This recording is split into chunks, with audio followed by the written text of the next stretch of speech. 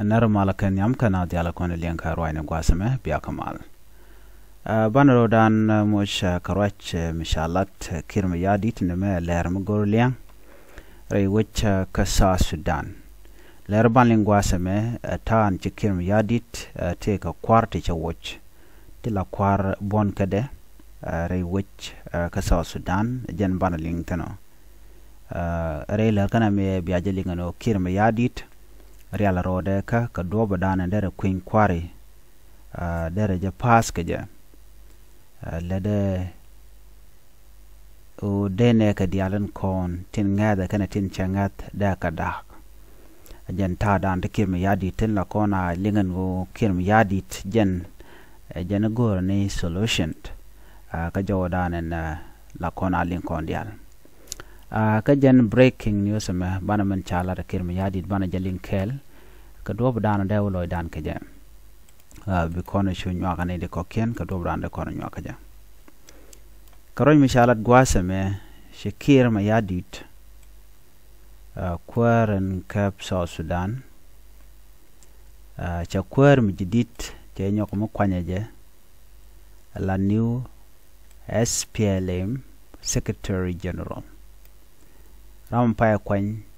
Ram la new SPLM Secretary General Kwanya jere which kajuba chikirun mishwal ke Paul Lagola jaja kwanya la new secretary and kwarame ke new secretary general jen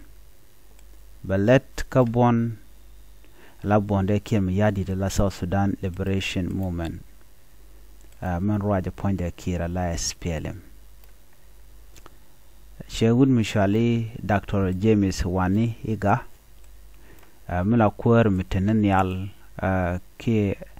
take a top administrative position no one would shalka me James James Waniga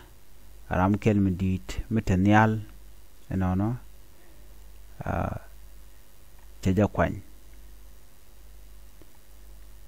chikir me yadit wud midadien mishali baba medan konye jaja kwany la kwere rawde ke second deputy secretary general ke jaramen bi let ka administration and finance yen gwadana beletten shalere me chajalat kirma yadit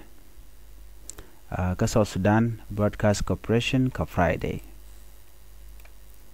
shalaren go kuma kirma yadit real rode ka kwi kwen kwari ka ron kina dangro jandang rod bakal ajen mo kirane ka ala kirma yadi ne ka dialten kon tinta ka bonde ka kuma SPLM ne tin gujen o dong chaje belwang ka ladika ko ne tin konten gujen o dong de jelwak ku ka la kwainten wojaka ka joja ka re kuma kada ne tin konten changat wojaka kala da ne tin ngasa Netin ngasa ka netin konten ba jalwak ka kwel ka netin ba yor ka chankwen ngai kona gwan go kwen kware cha tya karon kina dangro jan dangro bakal chira ngai kon diala ka togde kir ngaje jan go jan cha depart ngaje ja enemi she Dr. Machar cha ja kon yen mi she Dr. Machar cha ja yen tekir take a bomb medit ko dong da la kwar nyok ko ngai kon dialen go kirm yadit te diale de mentama at Dr. Machar te jor kite lwak yena gwaden che yen dorotin goro dwam dara kuma dara je nyok amurwa je gaje man jakim yadit ko jen che bela kwar ka ronombe balaw mu Dr. Machar we jalon mu Dr. Machar we jalun be ngajeno chetul ke Japan ko milet kirma yadi de mentama re wi ka sa Sudan wa che goru janu bi mal bedeten mi yen ramemo tien ke ter ke ter yen kwar yen jate lo yena na mo yude ti dial te karam mo kana kalat no shirkamen changa janu che Dr. Machar chera do Dr. Machar te ke tet kalyauda mishal ke majur e shiliure which kanasr ngai kondiala so majur le aliu ke ja ngai kondiala ro yedana shala do jen barka jakadar gwade shine ke te konte shara shot rei jol me wanan ka jakare nyal ka shukan mach shukan yu dwach jejen bor ajene dane nak majur kanak ran UN kono mo je kon dal chungach so mishit kana mo ta Dr. Machar cha chu yen wajen tege tetten kaka kore chu kirma yadit chu de ni Uganda chu no re wiki juba to ngoda tam ngod kare wiki juba mrai kona teram cha wiki juba tegeten ngwasa mona ka chu kirma yadit chu ren yale helicopter gunship ne chuga jak donore kanasir kanolang ke long shuk gwan me shue ne to wan kanore shuga nakten boga kanaka majan chagor ke maja chaluk wi monano de jadwai na machal ke incendiary weapon me mo cha no gono dong de jadwai ne ti la hali ke jiwoch kan ke me yadit kana ja no gono dong da chana chaga de mak gonten kontekaten chogorno bakanak banwar nak chotong na ka reak nasr ne dulwal alo ched dier renal be ka war be ka runwang be ka tiang gwada dana kuna lo toy na ke gwada dan kuna lo je na rodien kan gwada kon la boka ka kuna la bok en kirm yadit aramishit kana mo bong ne ka me shanga jeno shi tichit katato shi ka tuok shukana gorno bikan gwaten content ten warten ngan diala kantis nen ware tinte katen shukana gorno bikan ka gor ka bikan ka bok jana kula wana ka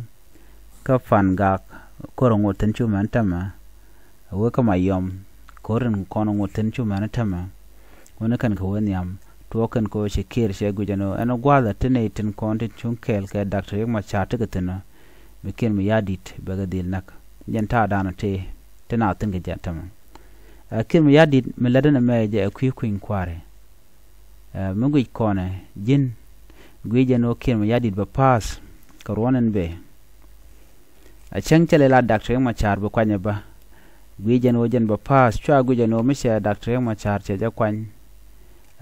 so misha Dr. Machar che ja lari tijen dama gweje no Dr. Machar che fail tar gwabaloten no kirma yadit foinde kana nganja gwan wo mo chen Dr. Machar monja bom so mlet kirame amebne dialo content rewika so Sudan ba sharken ka gwasa bene baka yar ko mikirma yadit mo te garara dien me belinga no lebe tokde chike Dr. Machar baje yen mebi nadan tame man lade mogwa ka Dr. Machar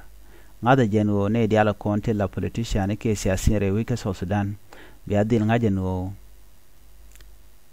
mu waran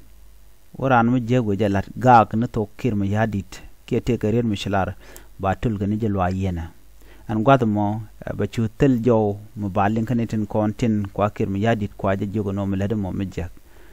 mu dol yen Dr. Machar chaje yen Dr. Machar che gwada tok na mone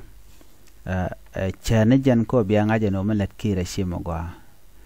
mu ku yeru la wajejan tama biya Dr. Machar biya roike kwide no alwenke jana bine dial kula kan man Ramadan man kene kir borun ko ka siyasa shati tena long la le shi go yen je wala run biya dakpin no geje jan go jinti chit ku chonkel ke kir run gwada be ne balare kaje ka kujamo an malet kir ma yadi den wala warel na rodeka ne de konte cha kwanya ga ko kwanya ko jen bor yal ka ko kwin kware ala 2026 election ko 2026 election ba ben la December 2026 goro jen ro ba tekane te la lo yal kaja ne da to kanetun kontin bi jalwak mute ga misharek dan benete bikan jalwak ko bikan kwin kware bikan akwal ba ala